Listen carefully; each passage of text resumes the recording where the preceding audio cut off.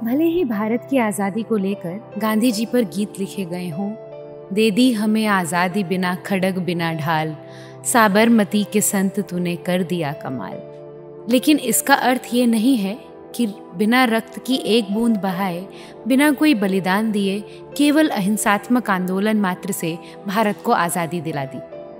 बल्कि देखा जाए तो लाखों क्रांतिकारियों के प्राणों के बलिदान का परिणाम भारत की स्वतंत्रता है। आज हम एक ऐसी ही बलिदानी वीरांगना का किस्सा लेकर आए हैं, जिसके रक्त की बूंद बूंद में स्वतंत्रता की चिंगारी थी और अथाह जज्बा था। देश की स्वतंत्रता के लिए अपने हाथों विधवा बनी, अपने हाथों अपना सुहाग उजाड़ दिया, सिर्फ और सिर्फ भारत माता की गुलामी की बेड़ियां तोड़ने के लिए। वीर बलिदानी के इस स्पेशल एपिसोड में आपका एक बार फिर स्वागत है। आजादी के इतिहास को कुरेदने से पता चलता है कि गुलामी काल में जिन्होंने अपने पेट और अपने स्वार्थ की चिंता से दूर अंग्रेजों से स्वतंत्रता की लड़ाई लड़ते हुए अपने प्राण दे दिए, उनको भुला दिया गया।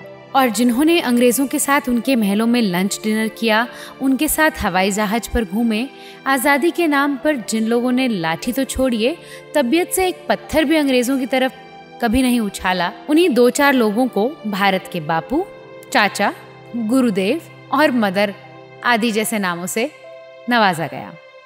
इसी के विपरीत भारत की आज़ादी के लिए अपना सब कुछ दांव पर लगाने वालों को कहीं गुमनामी की मौत मिली, तो कहीं आज़ादी के बाद सड़कों पर फूल बेचकर अपना जीवन बिताने की विवशता। इन्हीं गुमनाम महान क्रांतिकारियों में से एक महिला क्रांतिकारी थी नीरा आर्या। नीरा का जन्म 5 मार्च 1902 तत्कालीन संयुक्त प्रांत के मेरठ जिले के खेकड़ा गांव में हुआ था। वर्तमान में खेकड़ा भारत के उत्तर प्रदेश राज्य में बागपत जिले का एक कस्बा है। आजादी के बाद नीरा जी का जीवन सड़क किनारे फूल बेचते हुए बीता। नीरा आर्या की कहानी रूह को कपाने वाली है। नीरा आर्या और उनके भाई वसंत कुमार दोनों ही आजाद हिंद फौज के सिपाही थे। नीरा आर्या का पूरा जीवन संघर्ष, थ्रिल और सस्पेंस का मिश्रण है। नीरा आर्या एक महान देशभक्त, क्रांतिकारी, जासूस, संवेदनशील लेखक, जिम्मेदार नागरिक, साहसी और स्वाभिमानी महिला थी, जिन्हें गर्व और गौरव के साथ याद किया जाता है। नीरा आर्या ने नेताजी सुभाष चंद्र बोस के प्राणों की रक्षा के लिए सेना में भर्ती अपने अफसर जयकांत दास की हत्या कर दी थी। मौका देखकर जयकांत दास ने सुभाष चंद्र बोस पर गोलियां दागी, लेकिन वो गोली सुभाष बाबू के ड्राइवर को जा लगी। लेकिन इसी दौरान नीरा आर्या ने अपने पति जयकांत दास के पेट पर खंजर घोंपकर हत्या कर दी और सुभाष बाबू के प्राणों की रक्षा की। अपने पति की हत्या करने के कारण सुभाष बाबू ने नीरा आर्या को नागिन नाम दिया। आज़ाद हिंद फौज के समर्पण के बाद जब दिल्ली के लाल किले में मुकदमा चला, तब आज़ाद हिंद फौज के सभी सिपाही बरी कर दिए गए, लेकिन नीरा आर्या को अपने अंग्रेज अफसर पति की हत्या के आरोप में काले पानी की सजा सुनाई गई तथा उन्हें घोर यातनाएं दी गईं। नीरा लिखती हैं कि जब कोलकाता जेल में थी तो हमारे रहने का स्थान वे ही कोठरियां थी जिनमें अन्य महिला राजनीतिक अपराधी या तो रही थी या रहती थी। हमें रात के 10 बजे कोठरियों में बंद कर दिया गया और चटाई कंबल आदि का नाम भी सुनाई नहीं पड़ा। मन में चिंता होती थी कि क्या इसी प्रकार की स्वतंत्रता गहरे समुद्र में अज्ञात द्वीप में मिलेगी, कि अभी से ओढ़नी अथवा बिछौने का ध्यान छोड़ने की आवश्यकता पड़ी है। जैसे तैसे जमीन पर ही लोट लगाई और नींद भी आ गई। लगभग 12 बजे एक पहरेदार 2 कंबल लेकर आया और बिना बोले चाले ही ऊपर फेंक कर चला गया। कंबलों का गिरना और नींद का टूटना भी एक साथ ही हुआ। बुरा तो लगा, परंतु कंबलों को पाकर संतोष भी आ ही गया।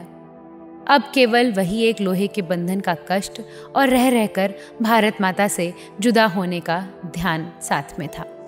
सूरज निकलते ही मुझको खिचड़ी मिली और लुहार भी आ गया।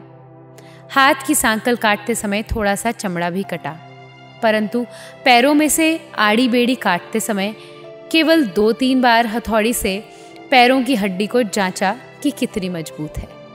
मैंने एक बार दुखी होकर कह ही दिया, क्या अंधा है जो पैर में मारता है?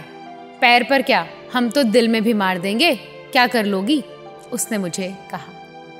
बंधन में हूं, तुम्हारा कर भी क्या सकती हूँ।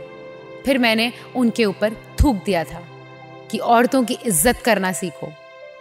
जेलर भी साथ थे तो उसने कड़क आवाज में कहा, तुम्हें छोड़ दिया जाएगा यदि तुम बता दोगी कि तुम्हारे नेताजी सुभाष कहाँ हैं। वे तो हवाई दुर्घटना में चल बसे, मैंने जवाब दिया। सारी दुनिया जानती है नेताजी जिंदा हैं। झूठ बोलती हो तुम कि हवाई दुर्घटना में मर गए, जेलर ने कहा। हाँ, नेताजी जिंदा हैं। तो कहाँ हैं? मेरे दिल में जिंदा हैं वे।